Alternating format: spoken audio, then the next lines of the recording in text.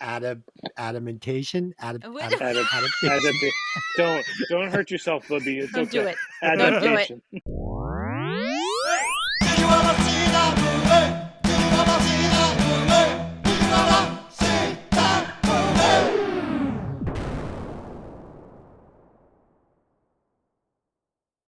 Welcome to Hey, did you ever see that movie? I'm your host, Des, and as always, I'm joined by my lovely co-host, Lynn. Whatever you do, don't fall asleep. And joining us again, the podcaster with a degree in terror, Tony. Hey, how's it going? Tonight, we will be discussing the 1984 horror movie, A Nightmare on Elm Street, written and directed by the great Wes Craven, starring Heather Langenkamp, Robert Englund, Johnny Depp, and the great late John Saxon. As always, this podcast will contain spoilers, so if you haven't seen the movie, go watch it and then come back and listen to the podcast.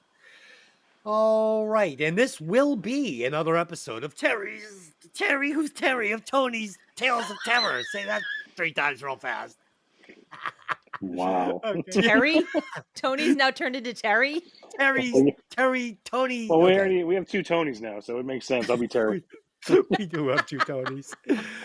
Okay. And now it is time for Dez's 3 fun and 1 fake fact, where we will be up to my 2 co-hosts to figure out which fact is total bullshit. See how I rewrote that? It's the first time in 60 shows I finally got this flushed out right, because it's actually 3 fun and 1 fake fact.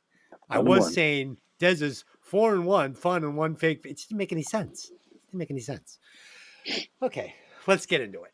Fact number 1. Freddy Krueger hosted the Headbangers Ball with Dawkins. Number 2, the Fat Boys had a Freddy Krueger song named Are You Ready? Number 3, DJ Jazzy Jeff and the Fresh Prince had a Freddy Krueger song named A Nightmare on My Street. Number 4, Freddy Krueger had a Marvel comic for a short run. And number 5, Freddy Krueger appeared on the Arsenio Hall show on Halloween night, 1986. Dylan, which one is the fake fact? All of those are possible. I don't know. I'm sure Tony knows it, but I'm gonna just take a stab at it because honestly, I think. Okay. I love the Dawkins one. I'm gonna say that's real. So I'm gonna say the DJ Jazzy Jeff one. Okay. And Tony, what do you think? Fat Boys. Fat Boys. Okay. Fat Boys is definitely not true. No, Fat Boys is true. So the first 4 are true. The one that is not true is he did not appear on the Arsenio Hall show on Halloween night of 1986. Oh. But the rest of them were all true. I love the Dawkins one. That's so great. Oh, it's so good.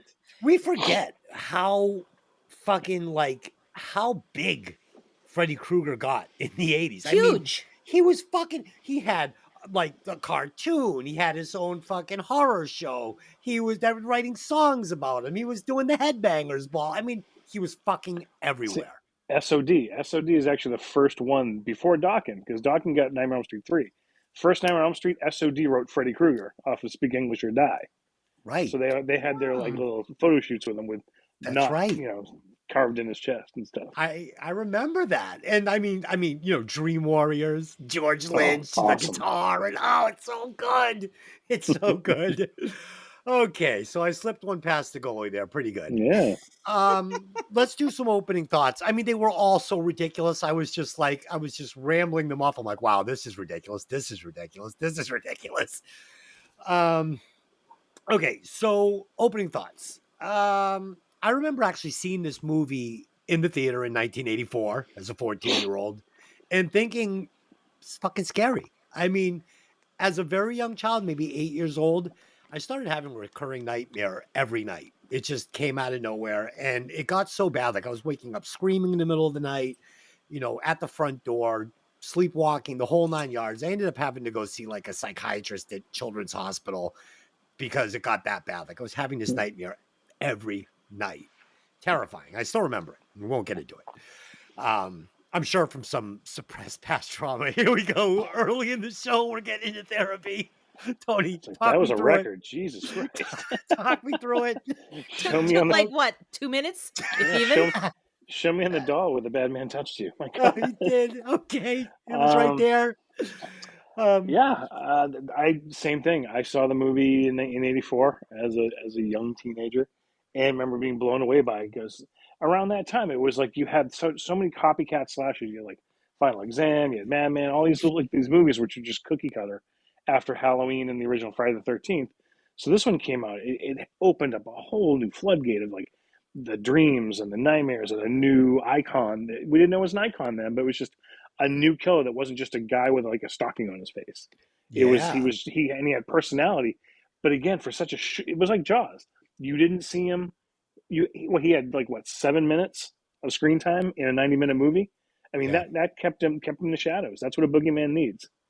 Oh, you just nailed it. He was the boogeyman. You nailed it. That's what he was in those creepy shoes and those drab clothes. And he was just, it was so good. I mean, yeah, it's satire, obviously. It didn't feel like it in 1984 when I was watching it.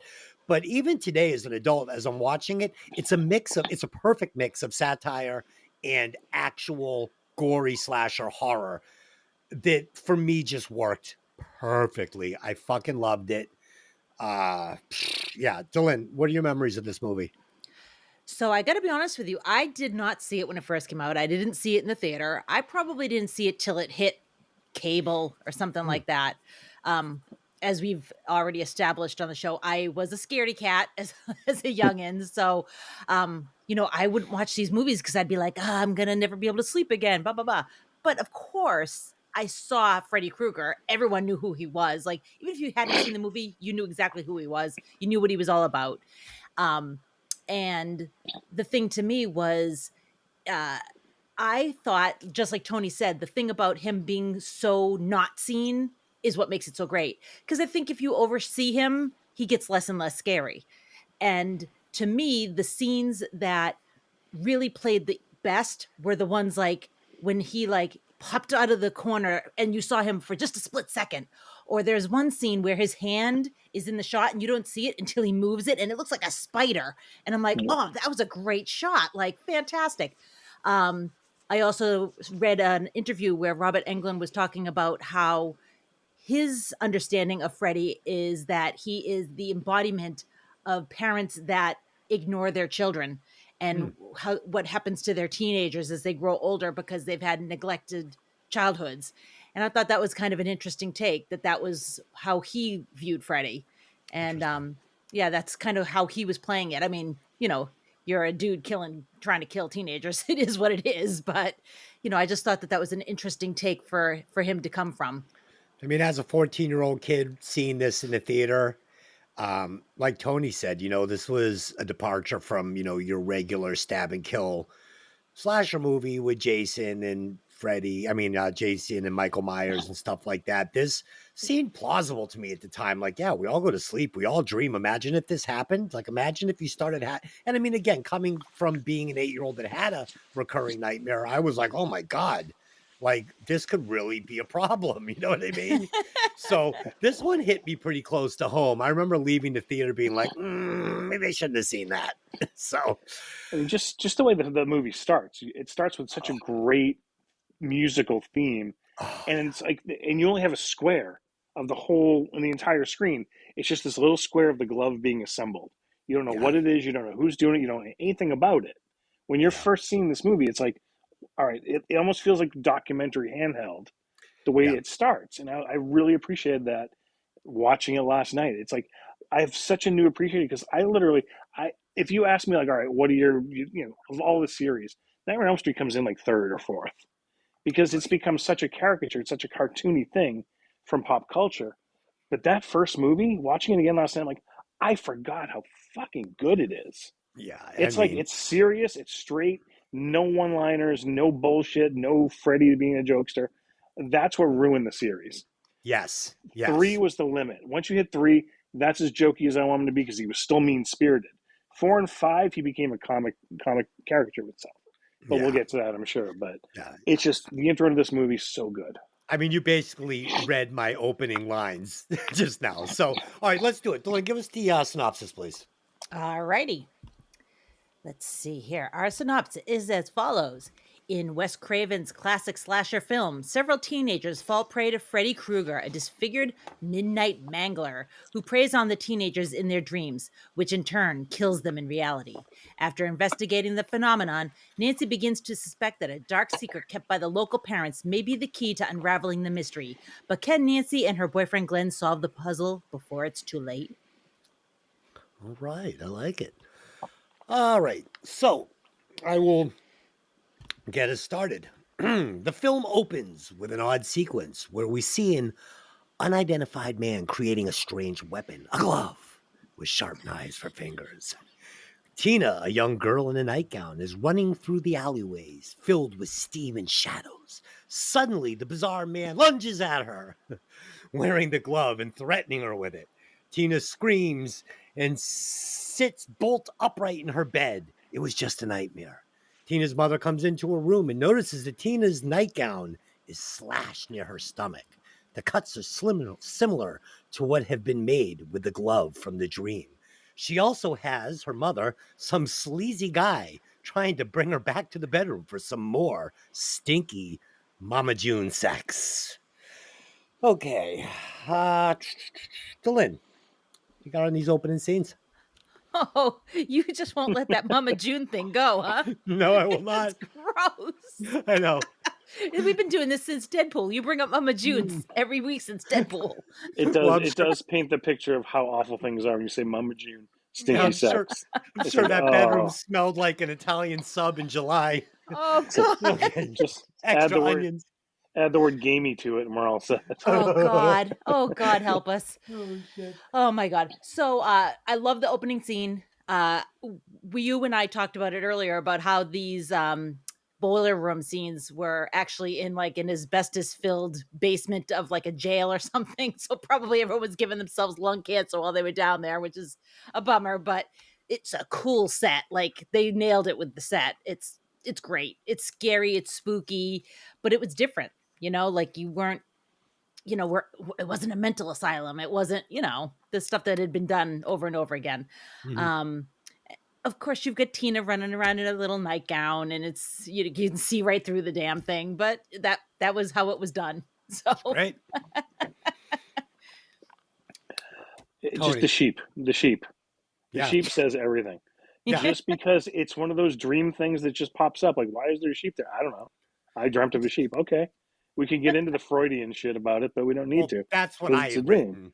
I had written, was it a sheep to symbolize that the kids are being led to the slaughter? I mean, that's kind of what I took from it. That's pretty much what Wes Craven basically came out and said in the commentary. I watched a little bit of it. So there's little tidbits there, heavy-handed sledgehammers. But it's like, when you're watching it, you're just like, what the hell is that? Yeah. But again, it goes along with what it should be doing, because dreams sometimes make no sense. yeah, And I think, again, as this movie goes on, what this movie does better than all of the other sequels until Wes Craven came back at the end, is you don't know what's real and when the dream is kicking in. Every other movie, this is a dream, don't forget, you saw him fall asleep, we know Freddy's coming. This one, you didn't know when someone slipped in and out, which Yeah. is what made it scary. I loved yes. it. So I know that Wes Craven at the end was forced, again, we're going to be able to jump around now because I don't give a fuck how we do this podcast. So It's a 1984 movie. Fuck you if you haven't seen it. yeah. So at the end of the movie, I know that Wes Craven had a ending in mind, and I know that the studio pushed him for another ending because they wanted to make more movies, obviously.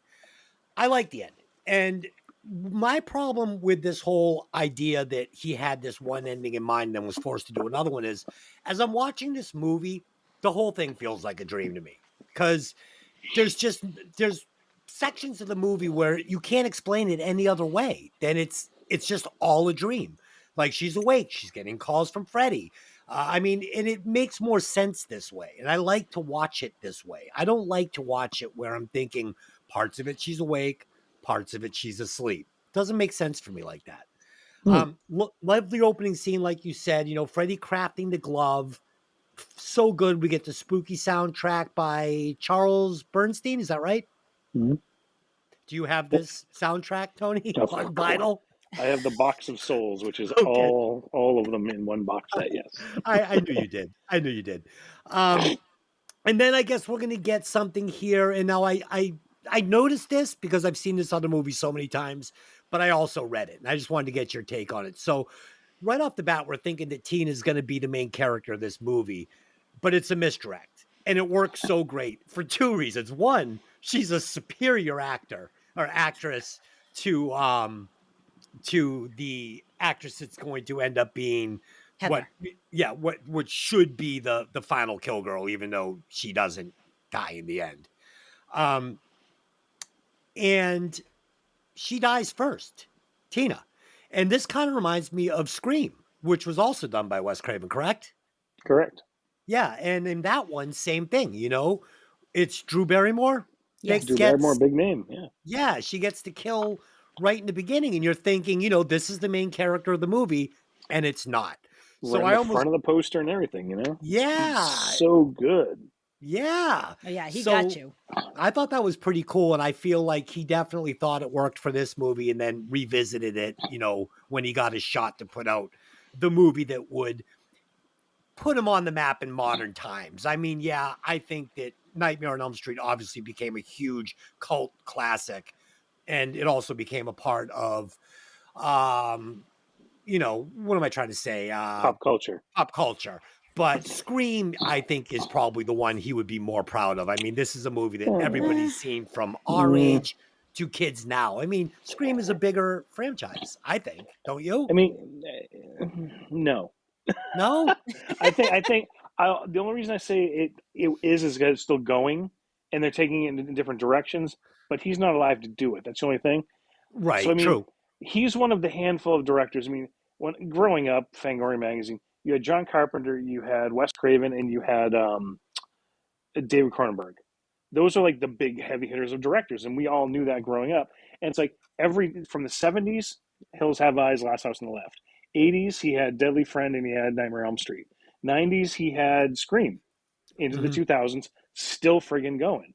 So I mean, he's one of the handful of directors that literally for the last 40 years has had a big major hit in the horror genre in every decade. You don't get that. You don't get that from people anymore. So it's like, this was such a monumental step out of the cookie cutter, as we said earlier. It's like, you have the Friday the 13th, you had the Halloweens. Yeah. After Friday the 13th 2, Jason took over and we became a character himself. Halloween, they went off the rails after the fucking third one, which is terrible. But Freddy was like, by the time Freddy came around, they were already up to Friday 4 and Halloween 3. Right. So it's like he breathed new life into the horror genre, as they call it, which I'm sure we'll get to. He's the what they call it. Freddy is the character that the house that built New Line. Yes. Yeah, New Line was about to go out of business. Freddy built. Yeah. And now look, we have Lord of the Rings from New Line because Freddy saved the studio because it was such a huge hit that Wes Craven took this little story, which I'm sure you have that coming up where he got the story from, but it's like the pop culture, like you said, you can't walk down the street around Halloween without seeing at least one Freddy, one slutty Freddy. It's like everywhere you go to Spencer's, there's going to be at least a T-shirt. And FYE, there you got your section of Freddy stuff. It's like you can't escape Nightmare on Elm Street. Yeah, the reason I thought that maybe Scream would be a bigger feather in his cap is, I mean, I'm putting just the original Scream against the original Nightmare on Elm Street. I'm taking out the rest of the sequels. Is that I feel like a kid that's 16 years old now has probably seen Scream and possibly A Nightmare on Elm Street, but probably not. But people from our era has seen both movies for sure, if you're into the horror genre. So I just feel like Scream reaches a bigger audience. It reaches our era. It reaches people from this era. It just appeals to everybody. It set the rules for horror, which was hilarious. Don't fuck in a movie. Don't split up. I mean, it's genius. It's really good. We're going to do that one eventually, too. We have to. Oh, without a doubt. And I mean, it did. When you think the 2000s were fucking shit for horror movies. Scream, again, saved that era for horror. They brought it back. Everybody's like, oh, we need a Scream. So you got Valentine. You got like all these copycats from what Scream turned into. Yes. So, I mean, it's just Wes Craven was always a trendsetter. It definitely created a resurgence in interest in horror, Yeah. Mm-hmm. It took a a genre that was kind of dying and petering out, and breathed new life into it. Yeah. So Fred Krueger, I'm sure you know, was the name of a bully, guy that ruthlessly bullied Wes Craven. And he took the actual name, like just Fred Krueger. That's it. He didn't even change it. He's And like, sue me. yeah, and I'm not sure, but I did hear on another podcast that did he use the name, not the Krug. entire name in Last House on the Left, right? Oh yeah, Krug is one of the most evil, sadistic, disgusting characters Okay. ever written Yeah, so this in guy Last must House have, on the Left. Yeah. this guy must have really picked on Wes pretty bad because, yeah. Okay, let's move on. This is a long bit of reading, so this could be terrifying. Tina meets her friends at school the next morning. Her boyfriend Rod, her best friend Nancy, and Nancy's boyfriend Glenn. Nancy and Tina discover that they have both had the same nightmare. And although Glenn and Rod act nonchalant, they seem to have had nightmares too. That night, Tina's mother is out of town, so Glenn and Nancy decide to stay with her. Rod shows up later and frightens the three of them by making strange sounds in the backyard and then jumping out as Glenn, Rod, and Tina go upstairs to have sex. While Nancy and Glenn sleep separately downstairs. Okay, little inflection was wrong there, but that's okay. Glenn As Rod. all of them fall asleep, strange Use your things- periods, honey. Use your periods. As all of them fall asleep, strange things begin to occur. A figure appears inside the wall above Nancy's bed, and Tina is awakened by noises at the window. Thinking some creep is trying to frighten her, she goes to confront them. She hears the name being called as she walks through the backyard and into the alley. Tina. Tina. It wasn't exactly like that, but you get the idea. She's startled as the goat suddenly runs into the alley, and then finally her stalker emerges, a man in a fedora, a dirty red and green striped sweater, and the deadly glove with knives for fingers. He taunts Tina by laughing at her, ha ha ha ha, and whispering her name, Tina, and walks towards her with accordion arms stretching further than humanly possible, spanning the entire alley, blocking her escape, sparking off the walls. That was actually done with a car battery. Fun fact. Tina retreats into the backyard, and the figure leaps out again. Ah! And this time from behind a tree. Tina tries to make it into her back door, but the man grabs her, and he struggles with him. She struggles with him. Suddenly, Tina is back in bed next to Rod, thrashing around.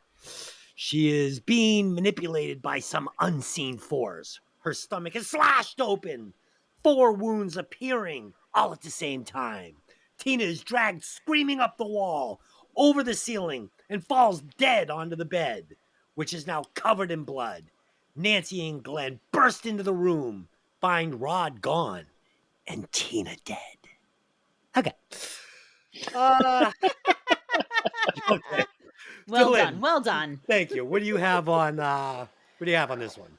So, of course, the first thing that caught my eye was the going up the wall, and it made me think of Poltergeist immediately. But much that better. was, I mean, it's a freaking cool thing. The cool effect. I don't care if you used it as well as Poltergeist, but it made me think. No, of I thought Poltergeist. this was much better than Poltergeist. I thought it was really good.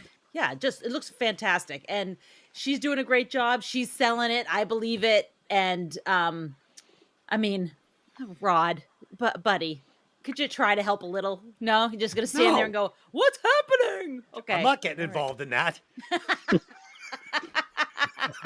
Thank you. Good to know. Good to know that when I am attacked by a dream assailant, you're just gonna let me deal with it myself. I'll be upstairs in my fucking room sleeping. I'll have no idea.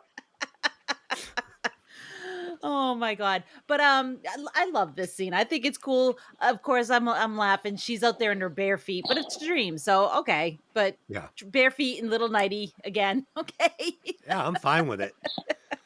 But I gotta be honest with you. I'm not going out there by myself. If I know it's a dream, but in reality, I'm not going out there by myself. Like somebody's throwing rocks at my window. I'm not going out there to confront them. I call in the cops. Yeah, for sure. You know, I wanted to say too, in the beginning of the movie where we see Tina's dress is, slid open and her mother notices it. I love this scene for the one reason that we realize there's consequences in these dreams. And right off the bat, like, at the first time you see the movie, you don't know what it's about. So you're like, holy shit, what happens in the dream kind of affects what happens in real life. So it kind of is like Inception, where they say if you die in the dream, you die in real life. Right. So I really like that. Tony, what do you got on this scene?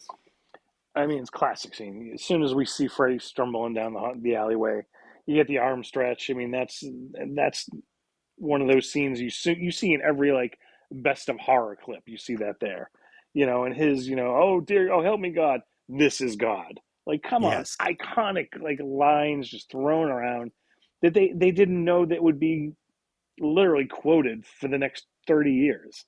But Mhm. it's again small things that Robin Englund did. It be instead of just running after her, he slid after her. He, Yes. as he put it, as I, as he in one of the interviews I watched, he's like, I walked like surfers walk on their board. I'm choosing my steps. I'm choosing my balance. I'm gliding towards them. It's Yeah. like I want to see dreamlike, and that's what I do in a dream. And he always had his wrist down by his belt like a gunslinger until he Right. brought it up right next to his face to show how intense they were. So as you get a visual of his face in the glove in every shot that there is. Yeah, So I his mean, it's body just language is fantastic. so good for such a small character. He added everything to Fred. Anyone could have played him, but no one can play him like he does, as we Yeah. found out with the sequel and the remakes. But I mean, the kill scene, the amount of blood that happened so suddenly, it caught me off guard. I remember like being a kid going, oh my God, and being shocked. Even last night watching it, like they just dumped gallons into that scene. And I mean, I do remember it being bloodier because I've watched the outtakes and the stuff he had to cut out. And when she hits the bed, it literally splashes like a wave.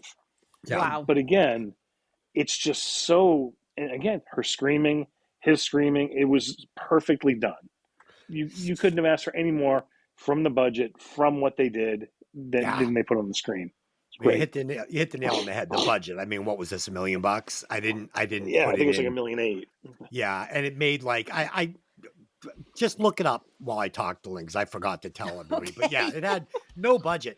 But so there's some contrast going on here in this opening sequences that really makes the first kill really effective for me. So going down the alley when he's doing the accordion arms, it looks a little goofy. It's fun because it's supposed to be a dream and I'm having fun with it. And it feels a little satire, specifically because we go from that scene to him cutting his fingers off. And it's very They Live. I mean, the green shit spurting out of the finger. And it's funny. I mean, I'm almost smiling. I'm laughing to myself, Well, right? because he's laughing while he's doing it. Yes. So Yeah. he's like he's getting off on terrorizing her, and you're just like, you go either way. Either you laugh at it like this is just silly, or you go, holy fuck, there's no escape for her. This is I'm someone who's having going to do terrible things to her. I'm having fun. It's both for me. I don't have to choose. It's kind of like Yeah. it's like a buffet. It's a little of everything, and I'm really loving it. And I'm loving Freddie, and this is why he became huge. But so they're setting the mood with that. This isn't going to be that heavy. This isn't going to challenge you if you're not a huge slasher film, enthusiast. So my guard is down, and then we get this kill. And all of a sudden, I'm not expecting what I'm about to get. So she's lifted up in the air. So much better than Poltergeist because she's actually lifted up in the air instead of just like looking like it's an actress kind of crawling around on a wall on her back. You know what I mean? Great Yeah. effect. Rob gets knocked out by her head, which is great, or at least knocked down. And then when she's thrown back on the mattress and she's sliced open. It's shocking. Yeah. And what I really love about this scene is I'm being terrified from 3 different vantage points. I'm terrified as Tina. I'm also terrified imagining watching this as her boyfriend Rod thinking, holy fuck, what's going on? And I'm in big trouble. And then I'm also scared as the moviegoer. So this is brilliant. I loved it. I absolutely loved it. But let me ask you guys, did you guys think the fade to black, the way he kept fading to black, felt a little like kind of like, Soap hey, operas. let's make a movie? Or like if I was like, I got a camera, let's make a movie. You know what I mean? Like it kind of felt a little cheap. And I did make 2 horror movies, Backstabber and Mind Buzz, with Glenn actually starred in one of them. And yeah, it was fun. It was really good. It was pretty silly, but they were I a wish lot of I fun. had them. I wish I had them. Yeah, I don't know. You had like an old handheld. It was on those, I think. Yeah, I used to invite my friends over. We write out a big script and fucking shoot location on the neighbor's porch with tinfoil hats on. Holy shit. Oh my God. So I've Oh, got the shit. budget for you here. So the budget was 1.1 million and Yep. it made 57 million. So pretty Wow. good. That's too bad. And that's in 1984 money. Yeah. Yes. Yes. Yeah. All right. So Nancy's father is a police lieutenant, and at the station, he questions both her and her mother, Marge. Oh God, this actress. I don't know. She explains what happened to him, but the hostile environment caused by her estranged parents means nothing is actually being understood. Rod is the obvious suspect in the murder, but Nancy says he didn't do it. Although Rod has a reputation as a delinquent, Nancy knows he is not a killer. As Nancy walks to school the next morning, Rod appears and pulls her into some bushes. He swears to Nancy that he did not kill Tina. But before they can talk any further, Lieutenant Thompson appears with his men and arrests Rod. Nancy is offended that her father used her as bait, and she storms off. At school, the exhausted Nancy falls asleep in English class. Tina appears in a bloody body bag outside the classroom door, and Nancy follows when she is dragged away, leaving a bloody trail in the hall. She runs into a hall monitor who demands to see her hall pass. She walks past, but when she turns around, the girl is wearing the killer sweater and the knife glove. Nancy goes down into the basement and is confronted by the killer. His skin is horribly scarred and burnt, almost beyond recognition. He traps Nancy in the boiler room and backs her against the wall, taunting her. Just before he can slash her with his knives, Nancy burns her arm on a hot pipe. The burn wakes her up, and she jumps up screaming. Even though she is now awake, she has a large burn on her arm. Embarrassed and frightened, she leaves the school for the day. Okay. So, Lynn, talk about it. All right. So I've got a hot take. That's probably not a hot take because there's no way I'm the first person that's ever thought of this. Mm-hmm. Marge is the real villain of this movie. No, that's not my hot take. I thought that fucking the only character that shows up at every crime scene is fucking Nancy. She's everywhere. Wherever she shows up, someone dies. Like she's like, hey, I gotta see Rod. Of course, let her in. The fucking murder suspect, the hottest murderer on the. Let her in to question the fucking suspect. She's there for 5 minutes. He's dead like fucking Epstein in his fucking cell. I mean, Oh, God. give me a break with this. I'm sorry. Go ahead. It's okay. Marge is the villain of this movie, if you ask me. She is a shitbag. Yeah. Her acting sucks. Her She acting ruined is every terrible. Her hair is bad. Oh, yeah. The makeup's bad. And she's just an asshole. She's an asshole. I couldn't stand this woman. I didn't like the way Yeah. she talked. Everything about her pissed me off. Second thing I've noticed. I'm feeling very Wow. strongly about my Marge hate. What can I say? Yeah, she sucked. I hated her. So they went out of their way to put Freddie in the red and green sweater because it's very discordant to your eyes. It's an uncomfortable thing to see. And he went out of his way to put Nancy and other people, her father, etc., in blue. And I noticed that they gave her really blue eyes in a couple scenes to the point I'm like, those are contacts. There's no way that's her real eyes. And I looked her up and she does have blue eyes, but not like that. Like we're talking like crayon blue. And I was like, he's going out of his way to say this is the good people and this is the bad people. Well, it's funny because I'm watching the movie and I'm like, there's a blue door. Like the front door is blue. And I had to go look. Every poster I have, every picture, it's a red door. This is the only movie where this house has a blue door. Wow. Every other movie, it's red. When they do the flashbacks, when they build a little fake popsicle house, it's red. Every Yeah, that's flashback has a right. red door. So this is the only one they made it blue. So I'm like, that's fucked up. And it goes along with what you're saying. Everybody's wearing blue, the blue eyes. Blue is the color of purity. It's the color of cool. Yep. Whereas opposed to he's burned red, fire, death. You know, so it works. Yeah, and it's like her dress at the funeral is blue. She wears blue a lot, and Johnny Depp is in blue a couple of times, so they definitely went out of their way to put them into those colors. Yeah, I mean, Johnny Depp's in this movie? I had no idea. The actress that plays Nancy, I mean, for at least the first half an hour of the movie, she can't act. She cannot even deliver one line. It's so bad. It's like fucking Backstabber or Mind Buzz. It's like my roommate like delivering lines. It's horrific, especially when you put her next to the girl that played Tina, who is a very good actor, and she's delivering her lines quite well. Johnny Depp also is struggling to keep up next to Rob, who I thought was good. I thought he was decent. See, I thought he was terrible. Yeah, no, I thought they just gave him some terrible lines. They wrote some horrible lines for him not to deliver, I guess. Yeah. Yeah, but I mean, he at least felt like a real person. He didn't feel like, like Nancy was like, and you had that dream too. And, Johnny Depp like, okay. So they had Wes Craven had originally written the character of Glenn to be a buff surfer guy.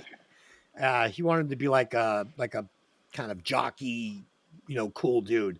But his daughter had seen Johnny Depp in the tryouts and was like, you have to give him the part. He's gorgeous.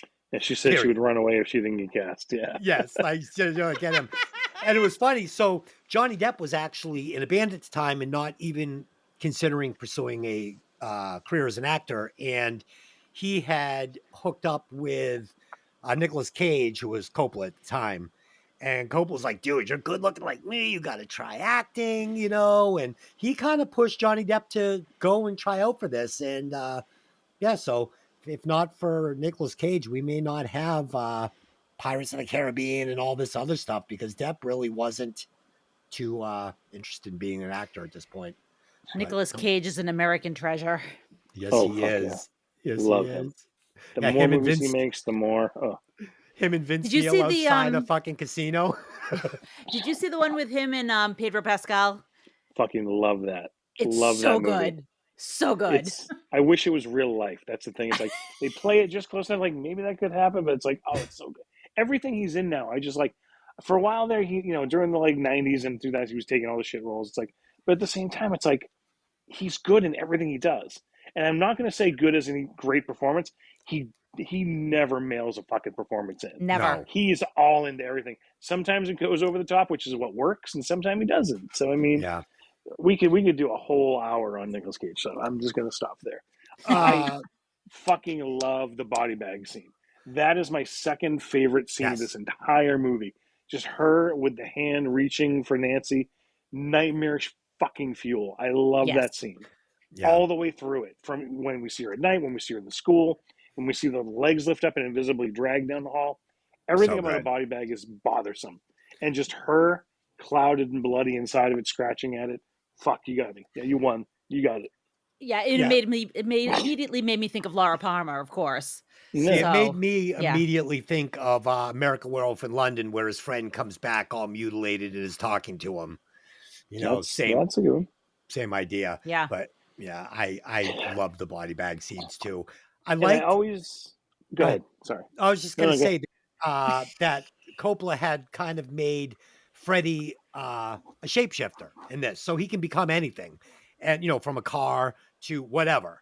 And he would always give you that little hint by making it green and red and putting like a couple of stripes here and there. So he would always kind of tip his hat to say Freddy's around, and I thought that was pretty cool. I always wonder what would happen if she actually died in the classroom. Like if all of a sudden you're in the classroom and the girl behind you all of a sudden exploded into blood, like Tina did. Like what if they just literally, you had 30 students and Lynn Shay, underrated performance, by the way, is the English teacher, from Insidious, from Something About Mary, fucking laundry list of movies that Another Kingpin? Nicolas Cage. Fucking Kingpin? Kingpin. Oh, just, everything she's in is just awesome. But yeah, I mean, imagine if she just like started bleeding and screaming and exploding in blood. It's like that would have been a whole other avenue. So all of a sudden, Johnny Depp takes over as the lead character. You know, it's like that would have been a whole different. I would have loved to see where that goes.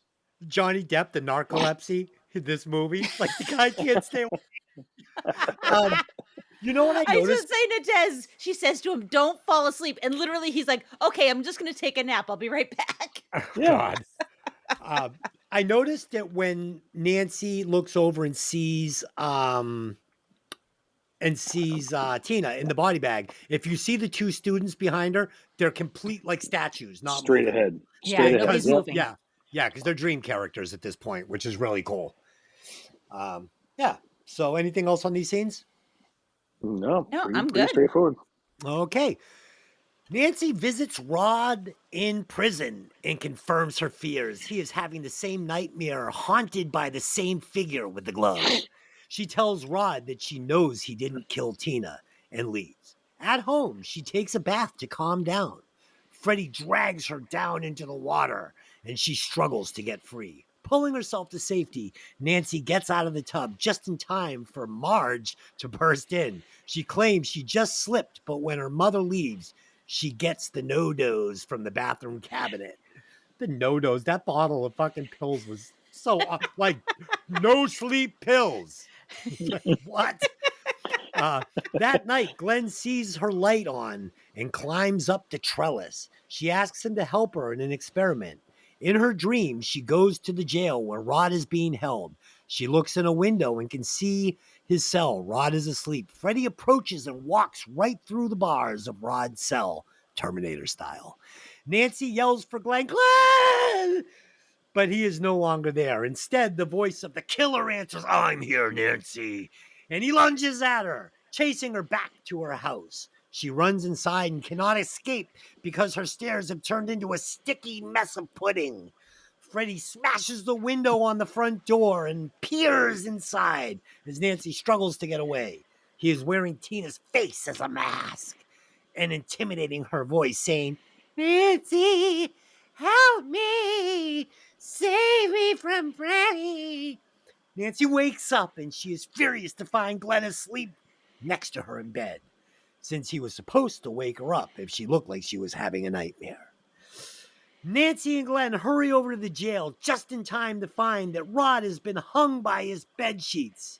Nancy doesn't believe he did it to himself. Good. What do you got? Well, you have to admit that the vision of Freddie's hand coming up in the bathtub between her legs is probably one of the most iconic things you've ever seen ever. And it like really good. It's just so like everyone knows that thing. And quite frankly, if you're laying in the bathtub and you think about it, it makes you be like, okay, I think I'm done with my bath. You know what would have been awesome if the music to Jaws went on just for a second. Or if he was like making his hand look like a shark fin.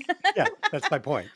I love the special effect that they used here. It was a tub put in like there's like a swimming pool underneath it. So that's how they shot that. And I thought that was really a very cool effect. It looked very real to me.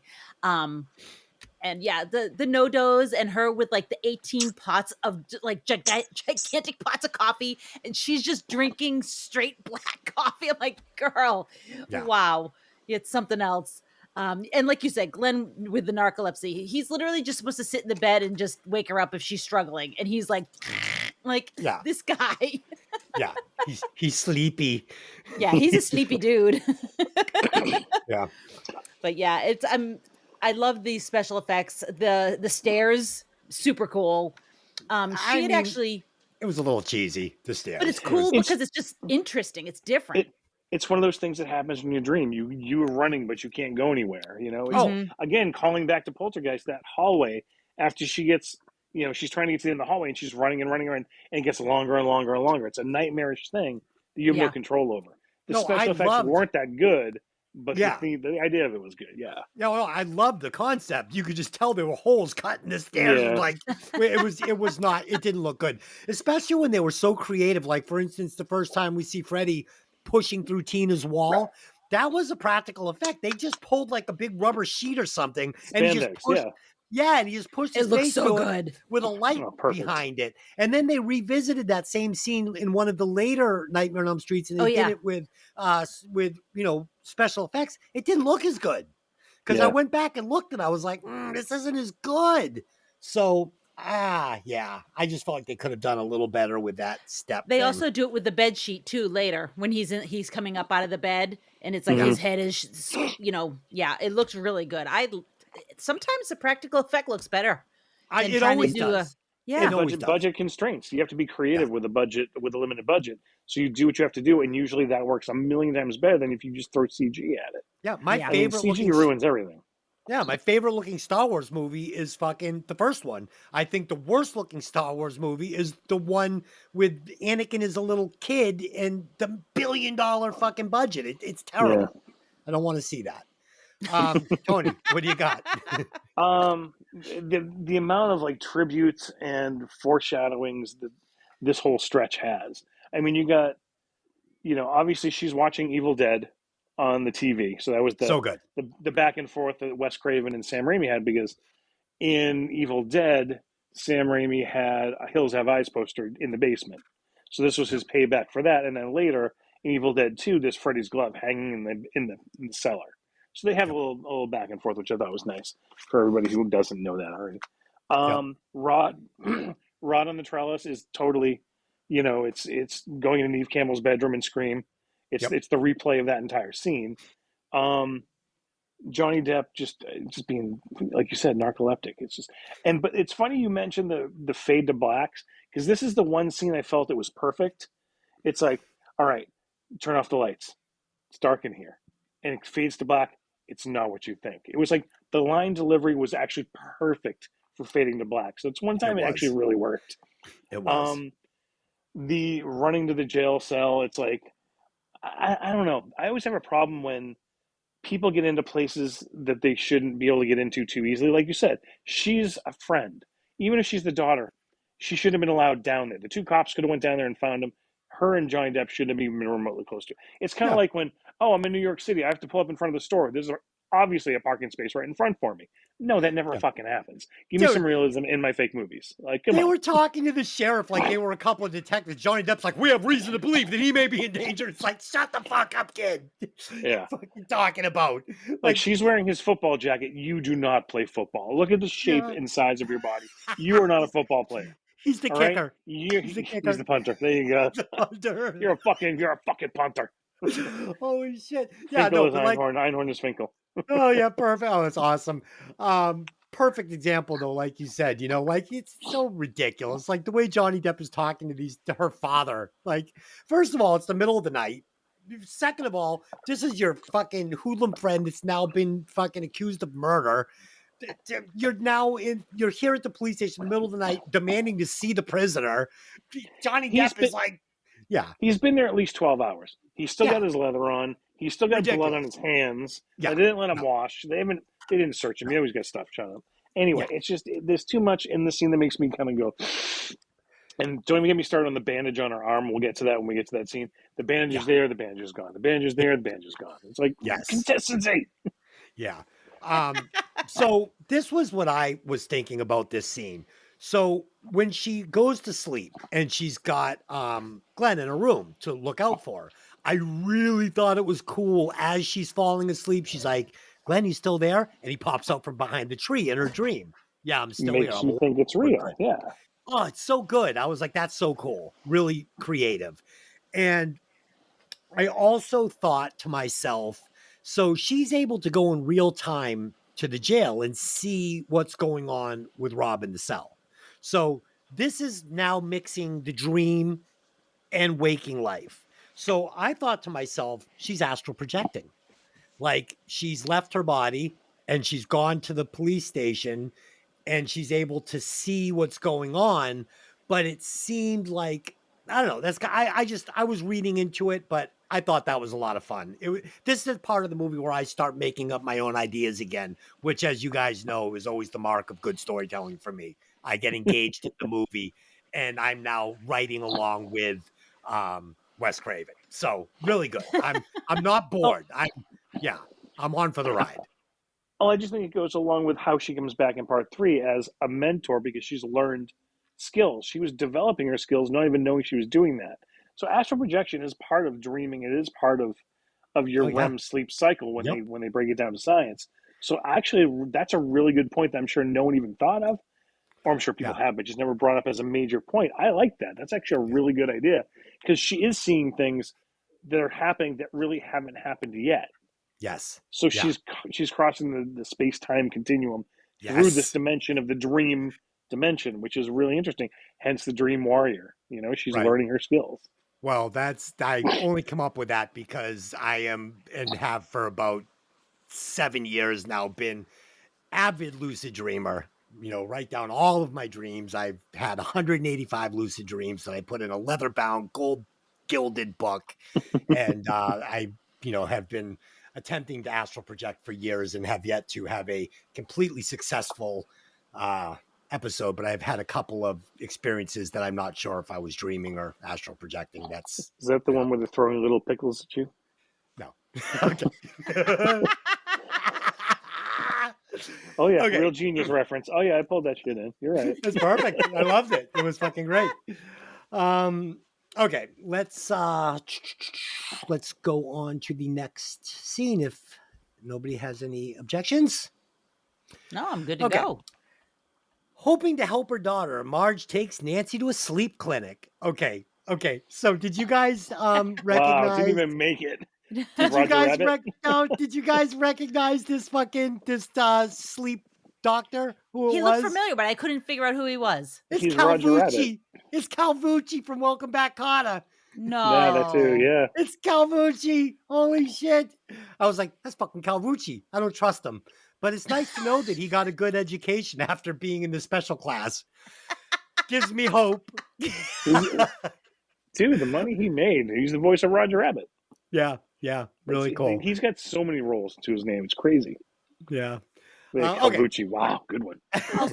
Also, can we talk about the fact that Marge is chain smoking in this sleep clinic? So good. Just lights up next to the doctor. She didn't do you mind if I do this? She just, fuck you, I'm doing this. The funny thing about the Calvucci fact is this isn't something I read or looked up. Something I just noticed today because I've, seen the episodes. And, I watched one just recently in particular where Mr. Kotter becomes the vice principal of the school. And Calvucci plays a big part in that. So I was like, holy shit, it's fucking Calvucci. All right. Hoping to help her daughter, Marge takes Nancy to a sleep clinic. They hook her up to a bunch of machines. And when she starts dreaming, the numbers go off the charts. Nancy is thrashing about in bed, and the doctor and her mom wake her. She's got a gray steak in her hair. What? A gray steak. Yeah. It's a gray steak? Listen, if you're ever served a gray steak, don't eat it. She's got a gray streak in her hair and is grasping to an old dusty fedora Freddie wears. Not anymore, though, because she's got it. She says she was holding on to it when she woke up. Nancy's mother continues to deny that anything strange is going on, and she insists that Nancy get some sleep. Instead, Nancy produces the fedora and points out that it has a name written inside. Fred Krueger. Marge denies knowing who that is, and after busting her mother's bottle of a booze, she storms out. That's not right. Booze bottle. Later, she and Glenn are talking, and he tells her that Zen Master can control their dreams. She asks what they do if they met a monster in their dreams, and Glenn says they would turn their back on it. If you take away a nightmare's energy, it disappears. Glenn is surprised that Nancy believes she will die because of a nightmare, and also that she is reading books on creating body traps and survival techniques, kind of like Kevin McAllister. She's gonna fucking get him. Booby trap. Booby trap city, yeah. Sledgehammer to the balls. Belinda, talk about it. So once again, Marge is the villain in this movie. She's an asshole. Fucking douche. I just hate this woman. I hate her on a visceral level. And She's her tan.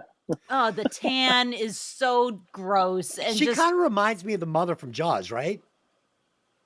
oh, the mother from Jaws actually cares about her kids. Yeah, Mm. there's something weirdly attractive about Mrs. No, I Brody. just meant the way she looked. Weird Oh, boner. the tan. Yeah, and Yeah, then the the blonde father's hair. kind of a cheap version of the dad in fucking Jaws. I guess so. So interesting, and I'm sure Tony knows this, is that the initial story was that Freddy Krueger was a child molester, Yes. not just a child killer, and Right. that all of these kids had siblings. Yes. And he had killed the siblings. Yes. So I'm Yep. assuming that means that Johnny Depp's parents and Rod's parents and Tina's parents were all in on killing him. And that's part of the reason course. why they're being. But you never really get that in this movie. No, it we just do. kind of seems, well, The No, we get laser that. disc actually has the scene of her oh, did they add a when pack? she's talking about the glove. She goes into it, and he didn't. She goes into the whole thing that Freddy didn't die right away Right. for being. Yeah. He tried to get his way out, and she's actually the one that took the pistol and shot him dead. Yeah. So, So I'm like, Tony, wow. this is weird though. So okay, so presumably Glenn, Rob, Nancy, and Tina all had siblings that were killed by Fred Krueger, right? So the mother has kept the knife glove that presumably he killed either her daughter or son with. Like Mhm. this would be like if like Ted Bundy killed your kid and you're like, well, I've got the butcher knife he did it with right here. Like, what? No, you're not keeping that, you psycho. Well, Yeah. it makes you wonder. Like, one, she's fucked up. Obviously, she's an alcoholic. She makes terrible Right. choices. That doesn't surprise me. But it doesn't. It introduced, like, obviously that's why the fucking cops like, fuck you, I'm out of here. I don't Yeah. want to be with you anymore because you're a fucking killer. 2, you're a psycho keeping the glove. And Yeah. 3, I look at you and you're fucking tan and you're terrible acting. I don't want to be with you. So But- it's like he fucking bails. But so all of that storyline makes it so you're like, that addition to it, you can't get through a relationship. You can't keep a relationship together if you've lost a child. I don't know. I pray to God I never ever remotely go through it. No. But from all the reports, the things you read, the stories you read, how do parents stay together? Most of the time they don't. They can't get through it together. So that would give a reason why they're separated. I kind of wish they left that in, because it adds another level to the parents that we never got. Granted, we didn't have the budget, we didn't have the time to get into like Glenn's asshole parents and the dad being like a dick. Yeah. I would have liked to again seen it explored more. Yeah, I mean, for instance, when they're at the funeral for Rod, and she's saying, "I'm going to take her to a sleep study," or whatever she says. Nancy's saying he had a red and green sweater. He has a glove with knives on the end of it. She's basically saying, "This is what I'm seeing," and they're like, "Let's take her to a sleep study." It's like, Yeah. what? Well, you see the dad's reaction. The dad knows that what happened. He's Yeah, just trying no. to deny it. But it's Yeah. like the mother clearly knows, and she's like, "I'm gonna take them to take a look at why you can't sleep." It's like, bitch, you know why she can't sleep. Yeah. So my other question would be, in a small town like this, all right, if there was a guy, this creepy guy, Fred Krueger, with a glove with knives, and Yeah. he killed 25 kids in town, and then the parents went after him like Frankenstein and burned the castle down and killed Yeah, him. 7 years And- later, people would still be talking about it. Dude, this would be like the biggest fucking urban legend in town. All these kids would know all about it. I'm fine. I'm fine. I mean, that's what we're here to do, is to break this thing down. So, but I mean, come on. Give me a break. I mean, Okay. You know how you stay together forever if you're married? Build an addition and move upstairs. Okay. Nancy's mother finally opens up and tells the truth to her daughter. Yeah, that's not what it says, but whatever. Taking Nancy down into her own basement, Marge tells her about Fred Krueger, who was murdered, that preyed on young children when Krueger was all right. So our first meltdown. We've had our first meltdown, but not bad. Okay, so I'm gonna give you a little extra juice to make up for that. Nancy's mother finally opens up and tells the truth to her daughter. Taking Nancy down into her own basement, Marge tells her about Fred Krueger, who was a murderer that preyed on young children. When Kruger was apprehended, he was freed on a technicality. As a result, she and Nancy's father, along with other parents in the neighborhood, murdered Kruger on their own by setting him on fire.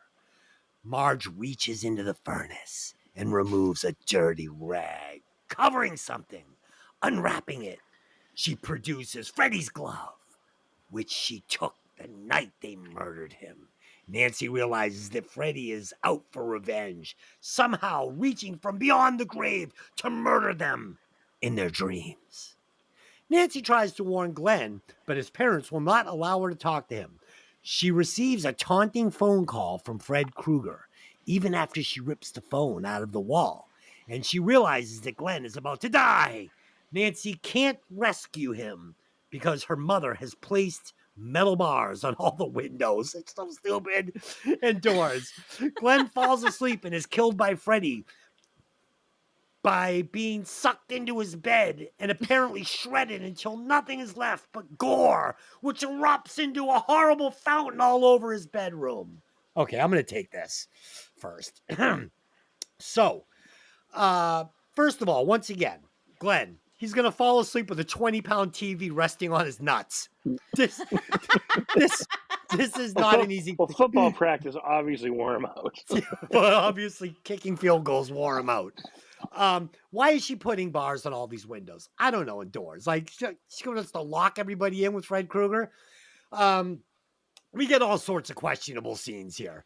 But let me say, so this next kill with Glenn is only going to be rivaled by the elevator doors in The Shining. I mean, it's a lot of blood. This is good. I like this a lot. So this is where she gets the phone call. She's awake. She's not asleep. She gets the phone call from Freddy. Phone is ripped out of the wall. This whole thing has to be a dream. She has to be dreaming. So I think this pretty much squashes the whole ending where some people are saying, no, she overcomes her fears and, she is, there's no way that this ending could have been anything but what it is. So people say Wes Craven wanted to end it saying she was awake, she beat Fred Krueger, she overcame her fears, and the movie ends, and she's awake and everything's good. It's impossible if you've watched the movie. It can't be. So this is where it really just says to me, this entire movie is a dream. A lot of people hate that movie. They say it's cheating and it's a letdown for me. No way. I love to watch the movie like this. Glenn's parents are fucking meatballs. I mean, even though they got it right, but the father, I mean, your son is dripping through the ceiling like a fucking cherry flavored Slurpee. He's like, oh, you have to get a painter. It's like, what? Dylan, go ahead. Oh, God. Poor Glenn. Oh, and the deputy. Talk about the deputy, too. Go ahead. Start us off with the deputy. Okay, well, let's talk Deputy about the dipshit. deputy. Okay, deputy dipshit. So we were watching it earlier today. We just had it on in the background. And it's the deputy. Like, the father says, if you see anything strange going on over at my house, give me a heads up. My daughter is upset, blah, blah, blah. This was her boyfriend, blah, blah, blah, blah. Wait, right off the bat, I'd be like, you mean like every single exit in the house is now covered with steel bars? That's a little strange. I mean, right off the bat. But then 3 times she's screaming out the window, help me, get my fucking father. And the guy's like, huh, that's kind of weird. Go back to bed. She breaks out the front door glass and is screaming, help me. Huh, that's kind of like, I was just like, dude, please now. Please. Yeah. Like, you just saw what you saw upstairs. If this girl is screaming bloody murder across the street and it's your lieutenant's daughter, you think you'd be like, I think you better go talk to her. Yeah, did this guy go to the same fucking police academy as the 2 guys from Black Christmas? On duty, got your gun and your badge, but you really don't know what you're doing. Well, I think that's kind of unfortunately the role of a lot of police in horror movies Movies, because yeah. the movie would be over pretty fast if they were really on the job. So Yeah. Yeah. So Glenn has now been murdered in his bedroom. And who is the fucking common denominator again? Who's been calling the house and hanging up and I gotta see him and lives not 10 feet away? Nancy. You gotta start suspecting Nancy at this point. I mean, how would Nancy do that? Does she have With a a really law big machine? blender? With a law machine? She's got a really big blender, a really big ninja bullet. Holy shit. Oh, fucking Glensicle. Oh no. Tony, add some substance to this. What do you Oh, got? dude, I don't know. I don't know, dude. You're covering it all. We Deputy got those dipshit grills. always drove me nuts. Just I still quote the mother every time like somebody like tries to open the door and it's locked, locked, locked. It's like that's such a great line. That's her only delivery of the entire movie. Locked, locked. Locked. It's just again, I don't care what she takes, what she stops taking. You can't fall asleep in 3 to 4 minutes. Even if you've been up for 7 days, you're stressed, your adrenaline's going, you just got a call from your fucking boyfriend that's dead. It's like Yeah. you're not going to sleep. That's first and foremost. No. I loved this stuff. I mean, how do you not love the booby trap scene? It's the total Home Alone. Totally. It works. And it does. There's the one scene in the entire chase that I just love. It's when he thinks he's got her and he's crawling around. It's like and he's trying to squeak like the bad guy does, but she's on the other side and then she hits him with the gasoline. Like that's just a small thing. It's like you get to see a bad guy trying to be a bad guy that we never see him fuck up. We got to see it fuck up. It's like seeing Yeah. a Wile E. Coyote. It was like a nice little like I'm scary. Holy shit, you got me. It's like I dug it. That was the one part of this whole thing that like that was well done. I dug it. But Tony, like you said, you're not going to fall asleep here in 5 minutes. Her adrenaline's going. But for the first, like maybe a little less than half the movie, it was very important for Wes Craven to let us know when Nancy was awake and Nancy was asleep. But as the movie went on, he kind of just let that go out the window.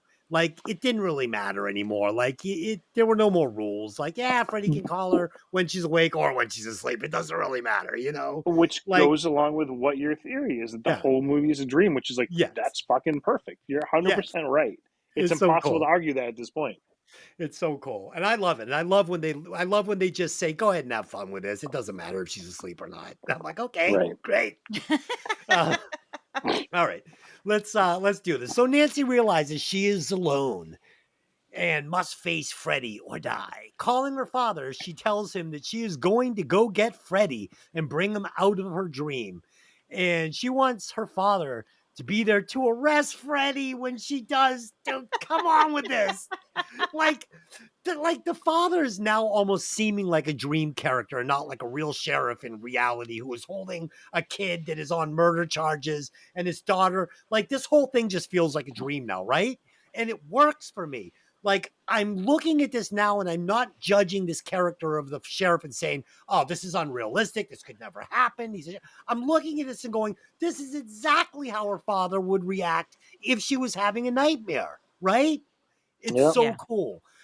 So she tells him, I want you to be able to arrest Freddie when she does. Lieutenant Thompson doesn't believe her, but he patronizes her so that she will go to sleep.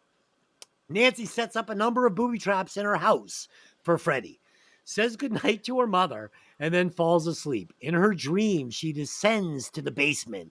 There she finds a door that was never really there before, and it leads down a long staircase into another basement. She continues to climb further and further downwards, following ladders and stairways until she is in Freddie's boiler room. Time is running out before Nancy's alarm goes off to wake her up. Finally, he attacks her, and she is struggling with him. Her nightmare suddenly shifts, and they are outside of her house. Nancy's scheme succeeds, and she brings Freddie into the real world, holding on to him as her alarm goes off. The booby traps she has rigged for Freddie to help her get an edge on him, but she is unable to get the attention of her father. Okay, we know what I'm saying. We know what I'm saying. It's a little Sound them janky. out. It's Sound them out. It's okay. the Freddie chases Nancy through her house and down into her basement. A lot of basements, where she sets him on fire. Lieutenant Thompson finally comes, as he said he would, but he and Nancy are shocked to see fiery footprints leading out of the basement. They follow the trail upstairs and find Freddie struggling with Marge in her bed. When they pull back the bedcloths, Freddie is gone. Marge is nothing but a charred corpse, and the body disappears into the bed. The supernatural manifestation shocks Lieutenant Thompson, but Nancy is calm. She asks to be alone for a moment, and when Lieutenant Thompson leaves, Freddie appears, rising up out of the bed. Nancy turns her back on him this time, remembering what Glenn told her before he was turned into a milkshake. She curses Freddie, telling him, "You're nothing! You're shit!" He lunges at her, but her lack of fear renders him powerless, and he vanishes into thin air. Nancy leaves the bedroom and suddenly finds herself outside dressed for school. Marge stands on the porch and sees Nancy off to school, telling Nancy that she's going to quit being a drunk cunt. Glenn, Rob, and Tina pull up in Glenn's car to take Nancy to school. When Nancy gets in the convertible, the roof suddenly slams shut over their heads. The roof is red and green like Freddy's sweater. The windows go up, and the car drives off with all four of them trapped inside. Marge seems oblivious, waving goodbye to the kids with a nip of vodka in her pocket. When suddenly Freddy's arm smashes hardwood through the window and grabs her tiny little strange body and rips it into the house again through the tiny little window. And she is gone. And now it's, that's the casting couch thing. Okay, that's the end. So I'll tell you what, this kind of reminds me of that nightmare that I was having, because in that nightmare that I was having, that I had to go see a psychiatrist for because I had a fucked up childhood, there was a scene in the dream where I was in a really nice little neighborhood, right? And it's all sunny, perfect day, and I'm on a little BMX bike, and there's a little girl next to me on her BMX bike, and we're riding side by side, and she looks over to me and she goes, "Do you want a lollipop?" And she pulls a lollipop out, and I look at the lollipop, and the candy part of the lollipop expands into blackness, which becomes the nightmare that tortured me for a year. It's fucked up, right? Yes. Anybody like to take a stab at what that's all about? No. Nope. Okay. Yeah, and then there's like a meat eating machine and just all sorts of horror. Okay. Let's talk about this last scene. I think I've said enough. Tony, you want to take a stab at it? Yeah. I fucking hate the last scene. I hate the No. body. I hate the inflatable Marge going through the window. I loved It's it. just, it ruins the. I actually like the convertible shutting. I like that ending compared to the other ones that they did shoot. I watched a bunch of them last night. And I'm like, all right, that's kind of lame. Having Freddy drive them away is terrible. You know, it's just, have them being a happy ending was terrible. I like that ending. If they just cut off Marge, I fucking hate her. I hate that terrible glove. Hate the body flopping through the window. It ruins an otherwise decent ending. Now, You know granted, what I think would have been better is if they had just, instead of having him reach through and grab the weird body, if she had just gone to wave and it was the finger glove, like she's waving with the that would be glove, good. like that would have been Dude, great. no way. It She's was the so villain. Yeah. Dude, it was so Trick or Treat. Like, didn't we get the same scene in Trick or Treat when he like rips her through the TV? Like, it reminded me of that. I loved it. I loved watching Marge get fucking tore through that window as a little puppet. It was great. She's just I couldn't stand her voice. Everything about her enunciation, her over Terrible. just projecting, just everything about it, just like, you're ruining everything. Stop it. I like Nancy's acting. I know you're not a fan. I think she did really well in it. It got for better. what it was. It got better. It was only bad for about the first 20 minutes of the movie. She definitely got her. It was funny too, because at one point she says, oh my God, I look 20. She was actually 20 when they She was shot 20, the yeah. movie. So I thought that was interesting. Yeah. Delin, talk about it. Yeah, I mean, I like the convertible top. I think that's cool. I agree with you. Like, what's a dream? What's reality? The whole movie, you don't know. It, Yeah. it could all be dream. Part of it could be real. Part of it's not. I don't know. Um, I feel like the ending I write in my own head I like better because I kept expecting her as she's doing the wave to look. Nancy looks back and she's got the glove on and she's waving with the glove, and that's the end. Like I That didn't. would have been fine. Yeah, That like was good, yeah. was. Yeah, I wasn't expecting the weird window thing. That was really odd.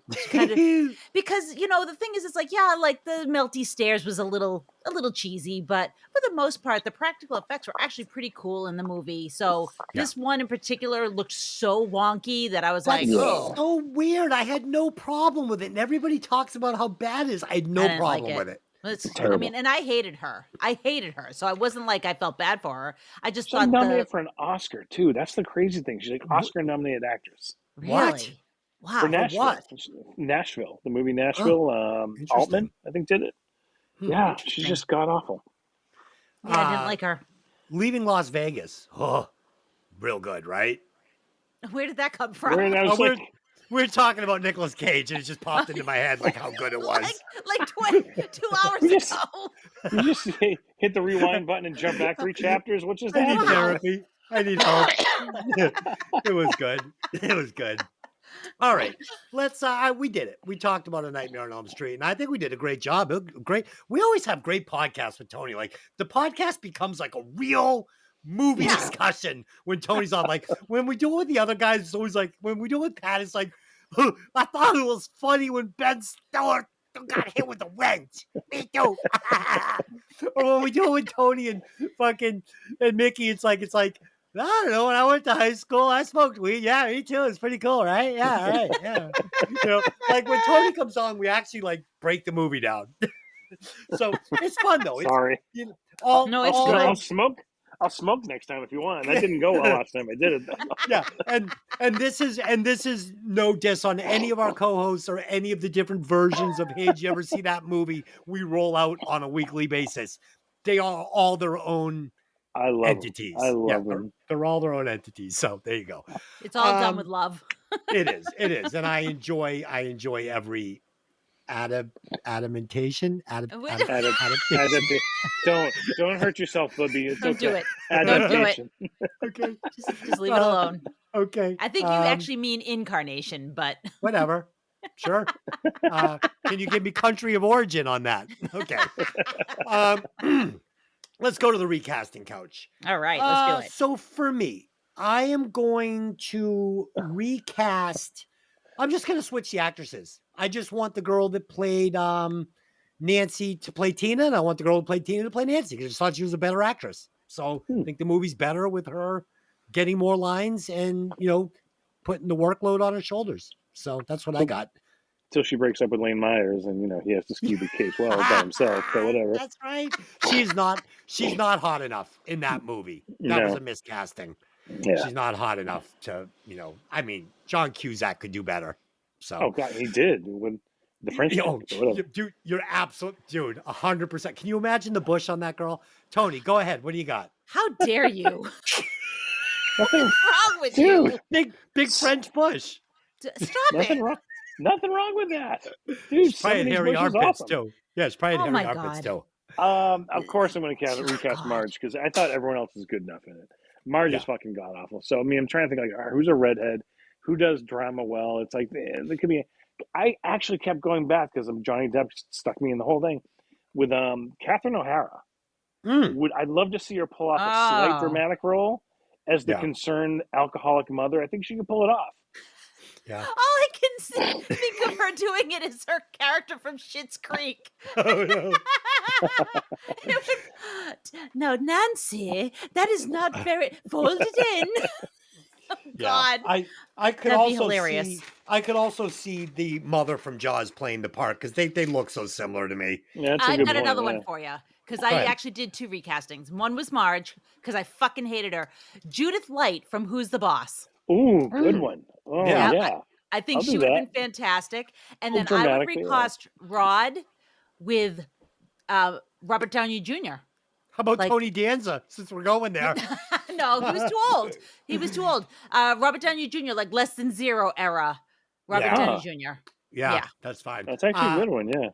I think, weren't they talking about using Charlie Sheen, but he wanted $3,000 a day or a Yeah. week or something? Yeah, and they just couldn't afford him. He would have ruined the movie. Fucking Charlie There's a Sheen. lot of people that apparently were going for it. They're like, yeah, we can't afford it. Dude, we have like $5 to give you. Like, come on. Yeah. All right, let's do some final thoughts and rewatch scores. So, A Nightmare on Elm Street, it's a slice of horror from my childhood, right? I mean, yeah, exactly. Yeah. Freddy, one of the best supervillains in horror movie history. I mean, he's so iconic. They made him fight fucking Freddy. I made him fight Jason. I mean, yeah, it's insane. He was huge. He hosted the Headbangers Ball with Dawkins. It's fucking, he's I Freddy. think he made it into a fighting game too, like a Mortal Kombat or Street He's in, Fighter or yeah, something. Mortal Kombat. He's in it. Yeah, he made it into one of those. It's the remake version though, but yeah, That's Gotcha. awesome. Freddy's in it. I wish he was on my Mortal Kombat machine. Jesus. The story is fun. It's interesting. It's not a typical stab and kill. I didn't find it as scary as I did in 1984, but it was creepy. I thought he was still a creepy villain. I thought it was great. Yeah, it's the OG fantasy slasher. It's so good. And for those reasons, my rewatch score on this movie, 4.27. It's good. All right. It's good. Tony, what do you got? I've been on a kick lately, just going back and watching the originals of series. So, I mean, I'm coming off the original Friday the 13th. I'm coming off the original Saw, and just how different the originals are as opposed to the rest of the series. You know, Saw became the poster boy for torture porn, and you know, Friday the 13th became the Jason. And he's going to stalk and kill the campers. But the first one was Mrs. Voorhees, and the first Saw was actually a murder mystery. Was fucking phenomenal. So going back and watching this, as I said in the beginning, I couldn't stand Freddy. I thought that he oversaturated the market. I thought he became a joke. I thought he became a clown. And I wasn't a fan. And watching it last night, I loved it. It was like I was 14 again. Gore blew me away. Special effects. I mean, even budgetary constraints, you could see what they did with it. And it was so creative and so smartly written for the time. Because if you go back to and put yourself in 84, none of them was there. Everybody's ripped it off since then. So, I mean, I love it. You've given us Freddy as an iconic character. You've given us Nancy as the foil, the final girl, and they go down in history together. I'm going to give it a pretty significant one. I'm going to give it a 4.85. Oh, Ooh. nice. Because it surprised me last night. Yeah, I was surprised too. I mean, I went into it thinking, like 3.75 or something. Then I watched it again this afternoon for a second time for this, and I raised my score up considerably. Yeah, it's good. Dylan, what do you got? So, like I had said, I did not see this as a kid. I saw it. Well, I mean, sure, by the time I saw it, I was still a kid, but this was the first time that I really sat down and paid attention to it in a very long time. And though, like, the bathtub scene and Johnny Depp's death scene are so iconic that, like, I knew them, like, I didn't even have to watch them to know them. But the scene where she's in the sleep study place and she pulls, with Mr. Carter. Now, when she pulls the fedora out from under the bedclothes, I actually got a chill. Like, I was like, whoa, I just got a chill from that. Like, that gave me the creeps. And I was like, that's well done. I got to give props where props are due. I give it 4.16. Nice. Wow. Yeah, you hit the nail on the head. It's creepy. It's going to be a high score. I hope it, what is that? You see that? Something floating around in my room. Is it ghost? It's not ghost. I bet it's the white stuff from the dog's blanket. It is the white pick stuff it off from your the shirt. Yeah, I just picked the ghost off my shirt. I love to see that Tony is still celebrating Halloween in full force. If you can see the screenshot behind him, there's about 900 jack-o'-lanterns God, and yeah. pumpkins, and I love Halloween, and Yeah. he's rocking. Oh no! Oh yeah. Okay, so this is. I'm guessing this is an all-year motif. Oh No, no, no, his no. wife This is a decorator. She's Oh, she's huge. on it. Yeah, so Cool. Christmas will start. We're starting Christmas tomorrow night, so this will all be Okay. gone. Oh well. Yeah. Yeah. All right. Okay, so let's see where this falls. This falls. It's a 4.426. So Nice. 4.426 puts it. Okay, it is at number 18. Wow. It is right Worth under the top True 20. Lies and The Ref, and it's right above Dazed and Confused. So it's above Dazed and Confused and below the Ref. Yep, That's and good True company. Lies. Good company. Good company. Yeah. Yeah. What's the closest right. horror movie? Let's see. Black Christmas is at number 21. Poltergeist is at number 15. All right. Poltergeist. Yeah, I like that. I like that. That's right where this belongs, between Black Yeah. Christmas and Poltergeist. It's Poltergeist is a good little placement. better. Yeah. Cool. Awesome. Hey, what do you say we do Scream for the next one? You want to do it? We'll do. Well, no, we Okay. can't do it for the next one because we have to pick a Christmas movie. Christmas is coming. Okay. I was going to ask you, Silent Night, Deadly Night. I've never seen it. Is it good? Look at the face. No. I had one I want to do for Christmas. Oh, go ahead. What is it? Rare exports. Oh, Aha. what is Okay. it? Yep. It's rare export. It's foreign. You're gonna have to read Okay. it. Sorry. Is this But snuff? it is- I mean, is somebody No. really Krampus, die in the isn't it? shooting? Is it It's Krampus? you know. Well, just watch the fucking movie. It's sorry. fun. Okay. I don't want to My do. bad. Everybody loves Krampus. Just what? It's a kids movie, but it's Okay. rated R, and you'll see why when you get halfway through it. You're Is it a gonna horror just- movie? It's a horror movie. Oh, yeah. Oh, okay. Take Okay. the adventure Okay. and just enjoy it. Don't even read the back of it. Just go rare exports and hit play. I wish I would be in the room when it flips, because you're gonna Okay. be like, well, I didn't see that coming. All right, but yeah, Okay. I'm excited. it's All a right. fun. It's a fun movie that I hate to say so few people know about, but you'll see. All Well, right. this is hopefully we can turn some horror fans on to a new film. So Tony, have you seen the ads for this new Thanksgiving horror movie? Oh God, yeah. What do you think? I have been wishing this became a reality since I saw Grindhouse. Fucking love Grindhouse. I'm sorry. Okay. Do you know that's what it's from, right? No. Do you know anything about it? No. All right. 96, 95. Tarantino and Robert Rodriguez, who did the Mexico movies, the El Mariachi, Yep. Desperado, and those. They got together. They love the 1970s New York City. New York City, 42nd Street. They had all those like adult theaters. They would show porn. They would show terrible horror movies, and they would show like westerns and stuff. It was always these really over the top gore, over the top sex, stuff like that. Always grimy looking movies. So what they did is let's do this today. Both of them wrote a 90-minute horror movie. They got their friends to make fake trailers for the middle. Like when you used to go to New York City back in the day, you paid, here's my $5. Here's my one terrible movie. Here's 5 trailers. My second terrible movie. I now go home. They did Planet Terror and they did Death Proof. That was each of their movies. In the middle, they had Rob Zombie do She-Wolf of the SS trailer. They had Eli Roth do Thanksgiving. And they had the guy who did Shaun of the Dead did one called Don't, which is a ghost movie. And they were all fake trailers. And everybody wanted these fake trailers to turn real because they were so over-the-top silly. Thanksgiving was the one everybody wanted because, like, we don't have a Thanksgiving slasher. So he actually has been championing this for like a decade and a half now. Nice. So the fact we're actually getting Thanksgiving is awesome. Yeah. So I am so excited for it. Cool. Yeah, we saw the ad, and Lynn was like, "It's never been a good Thanksgiving slasher. This is awesome." So yeah. Cool. There's only one other one, but it's called Blood Rage, and it's terrible, in a good way. But I'm hoping So here's this the will question for champion you, because you've brought up Grindhouse, Planet Terror, and Death Proof. What did you think of the 2 actual movies? Oh, they were phenomenal. They were.